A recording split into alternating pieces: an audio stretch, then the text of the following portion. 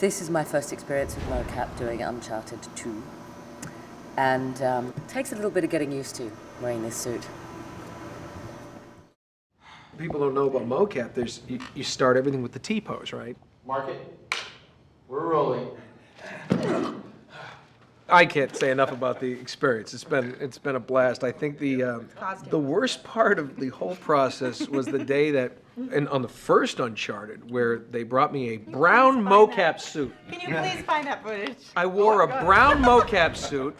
It looked like A turd. 10 pounds of shit in a 5-pound bag is what it looked like. And it was just, It was one size too small, too. yeah. One size too small, it just was like awful. Yeah.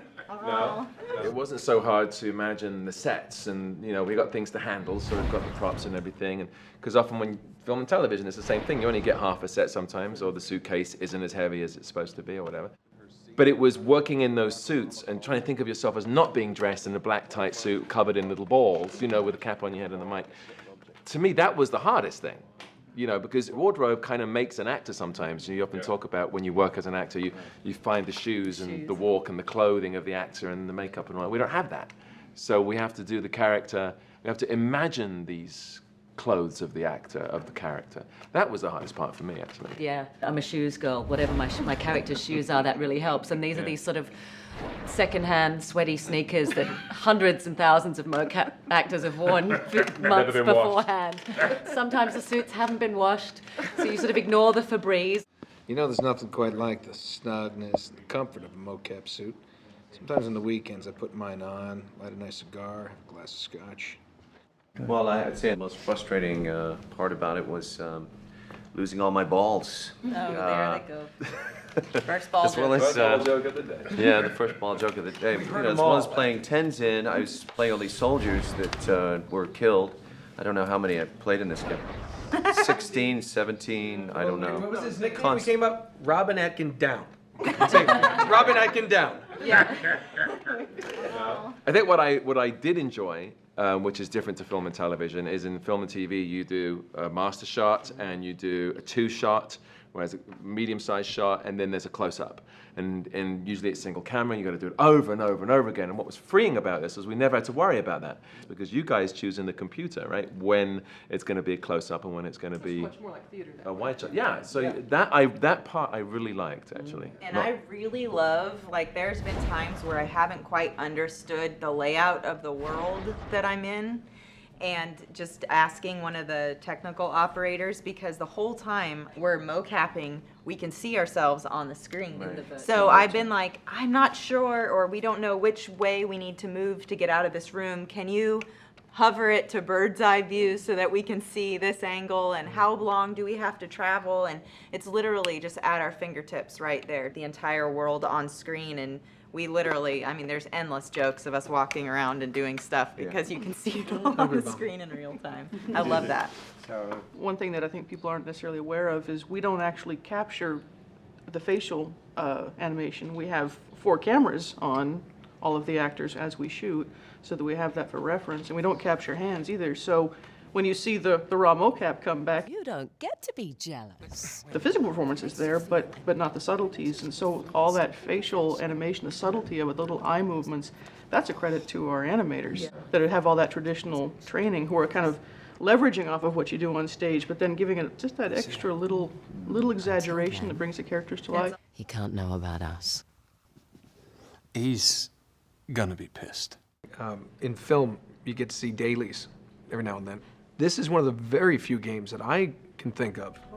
You guys actually bring in some of the animation that we've done, and they show us what they've already rendered.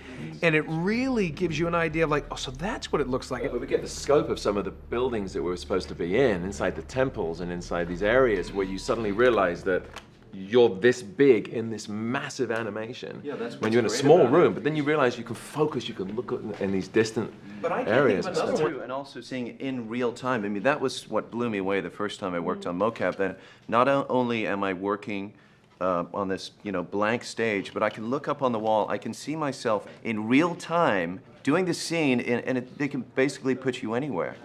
There's a stalactite up there. That's interesting. We should mention that not only do we have a director there, we have the writer-producer there. The animator. We have Josh. Yeah. Cher there doing the animation, and Taylor with the sound. And how many times during the shoot are the four of them, Gordon and Amy and Josh and Taylor, huddled? You get what you need, you get what you need, and then they go to their little corners, and we do something else, and then they come back together. But I feel like in motion capture, it's almost like you have to use your imagination a little bit more. I mean, some of us have worked on sci-fi shows where you're dealing with green screen, but in this, when you're working mocap, you only have your mocap suit. But it is hard in the suits. Yeah. It's hard in the suits, No, especially to to do things like a love scene. We had to do. Inserting a ball joke here, but I'm gonna No, restrain please don't. myself. Too late. But we had to do a scene that was apparently, from what I'd been told by you guys, a little bit more forward and physically more intimate and went a little bit further than you'd done before. But Josh had actually said to us, one of the animators said, don't actually kiss. I mean, you can if it helps in the scene because that's what they're going to do at the scene's end. But you guys don't have to do it as performers because it looks really weird trying to animate kissing anyway. And Like that? Nolan was making me laugh so much, and it's sort of you've got the Velcro, and if you touch, you get stuck, and you've got to try and pull yourselves off each other. And Remember how you get this close, and the funny thing is they're supposed to be a really nice, passionate kiss. So her face is here, and we're laughing. She's this far away, and we're moving our heads like. And we've got the option of This is kissing, this- but then they would call Kat and I go, and release. And we sort of never did it. And he's like, you're not going to do it, are you? You can't do it. I'm like, no, hey, they said we didn't have to. Yeah, she didn't so-" have to, so why bother? So But I had to ask you at one point, I just said, can you just try and be sexy for 1 second? Trust me. Because the suits are they're not bringing sexy back, let's put it that way. And I actually had to say to Nolan at one point, could you just try and be sexy for 1 second? Just 1 second. that would no, but that was that scene, or was that the other one where you Something else, you I'm get, sure, but- There was one where she kisses me on the cheek, which she had no problem with. Animators didn't seem to have any problem. I think there needs to be more sexual content in the next one. Well, I think we sort of freaked out some of the fans. Their brains almost exploded with that scene alone in the trailer of me seducing you in the Great. hotel I mean, room. I thought you'd want to be in on the action. So what's the plan? The interesting thing about, it goes back to like kids as actors, and is actually doing the physicality in the mocap suit. And as an actor, the more that you can, it's like when they have a stunt double. You're like, no, let me do this part. It's not dangerous yet. I can do this, and because you really can get that performance. And remember that one where I literally got to jump, and you were a little concerned about me doing that at first, but. Well, we've hurt everybody once, at least. Well, I don't care. I mean, but I mean but that's the fun part of this. I mean, that's my 8-year-old and his brother running around in the clubhouse, and But that goes back to the kind of collaborative freedom that we have, because I even remember, I think, in that scene where I think that's where the scooch line came in or something. Yeah. Like he's jumping in and here's scooch over, and just being allowed to say those yeah, things. she said is scooch over, right? Scooch Yeah. over, and I went scooch. Like who says scooch? And then it's like back in the action, and it's Yeah. just being allowed to do that and not have 12 writers be like, but no, really. You know what? But you know what? You know what One was? writer doing that too. Yeah. There's the one thing that is difficult in the mocap was, and I don't know if you were actually doing the acting scenes in the other room, but every now and then they'll grab us, and everybody knows what I'm talking about. That's when everybody and we gets have hurt. to go do. That's when everyone gets hurt. You have to go do for the game players. Okay, here's Drake wants to shoot on a 45-degree angle. We're running across literally it's the size of a basketball court at a 45-degree angle, and then backwards, and then the side step, and then the 45-degree to the left, and we're running back and forth, and then Jump down like this, and then come back up, and then go like this, and then come back up for like 20 minutes. I had to No, do but that. run down there and jump to the Yeah, floor. is the propane. They decided in this game Uncharted, that they're that's going to it. bring in these propane tanks. So first day, we come on, it's like, okay, we're just going to throw a few propane tanks around. It's like, no, we're literally going to throw propane tanks. So we're running up and down, back and forth, 20 feet this way, 20 feet that way. And now we're throwing them. Somebody's got a pad. I'm throwing like a huge propane tank up against a pad. Worried I'm going to knock Taylor over. yeah, and you remember what they said? It was like, well, they're empty, so they're lighter. It's like it's a metal propane tank. I had to. And so when the player is playing those games and you hear Drake go, "Ugh," It's real. that was actually my spleen tearing.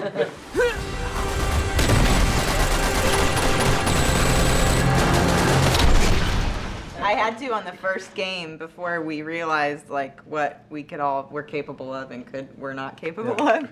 I remember there was a block this big, a huge padded block, a meter-high block, and I remember that weekend I was flying to Seattle for my best friend's wedding, and but you know, I wanted to do the same thing. I'm like, no, just let me do it, man. I'll do that. I'll kick that block. And so we did it like a few like a few times, and it's like from the ground, just jump on the block, just like grab the block, like jump down from the block, and you're just like, it's impact, impact, impact. I remember walking down the aisle for my best friend's wedding and my heels being like, Uncharted, Uncharted, smile, because I was like in so much pain. Next time we're not going to let any of you do any of that. Well, It's but all- the beauty of Richard- it is it's in the yes. computer now, He wrecked so his you've got leg. it. Richard, didn't you like twist an ankle or a knee? That wasn't on the meter block, that was on Apple knee. blocks, I think. Yeah. He twisted his knee doing all the in-game moves. But that's the cool thing. It's like rather than, a lot of those moves are it's us. Well, the reality of us being able to do that, and it is. It's like when I play the game or I watch it, it's kind of crazy because you get to see yourself do it. But you've got to be careful because the balls, I mean, it's captured very specifically. Do you know that scene where we're talking about the plan and we're sitting at the table and you guys played it back to me one day and I went, oh my God, they've got my legs the way that I must have been sitting on the day. Now Chloe's probably a bit more confident, a bit more butch, would have sat somewhere like this. But there's little old Claudia thinking that she's not being filmed from here, like a, reading the news, they're not going to see what's below here. So my leg was sort of in this really dorky position, and now it's ended up in the game. Yeah, but that gave a dimension to Chloe that you would not normally get. But it gave this little feminine side. I thought that was really, really cool. Bigger muscle guys in here because they can't be in the room. The power. Got the meat hooks coming left at you. You're watching the right, it's again left. The right is just like, could stay home.